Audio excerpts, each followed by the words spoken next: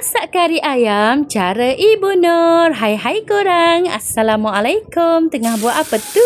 So mula-mula saya tumis dulu 4 sekawan. Lepas tu saya masukkan bahan-bahan yang telah di-blend iaitu bawang merah, bawang putih dan juga halia. Kemudian saya masukkan serbuk kari dalam 2 sudu setengah. Lepas tu saya masukkan sedikit air.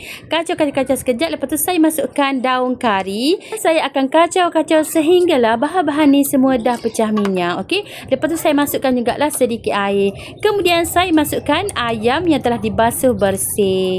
Kalau masak kari ayam ni saya memang suka letak kaki banyak-banyak sebab saya memang sangat suka kaki ayam. Tak kira lah masak kari ke, masak sup ke, very delicious. Kemudian saya masukkan juga kentang. Saya masukkan awal kentang tu supaya kentang tu akan empuk dengan sempurna. Okey. Lepas tu saya masukkan juga garam dan juga gula merah. Okey. Lepas tu saya akan tutup dulu periuk supaya kita punya isi ayam, tulang-tulang ayam semua tu cepat empuk. So bila kari tu dah mendidih, saya buka lagi sekali, kacau sekejap. Lepas tu saya tutup balik. Okey. Kemudian saya akan masukkan santan setelah ayam tu dah empuk elok. Okey.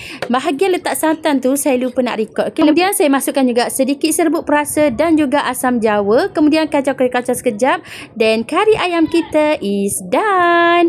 Dah boleh dihidangkan di dalam mangkuk. Disebabkan masa awal-awal tadi saya dah masukkan gula Melaka. Jadi saya dah tak masukkan gula putih supaya kita punya gula ni tak adalah rasa manis sangat. So menu tambahan kita ada ikan kering dan juga timun serta air sirap. Alhamdulillah. Okay korang, thanks for watching. See you again. Bye.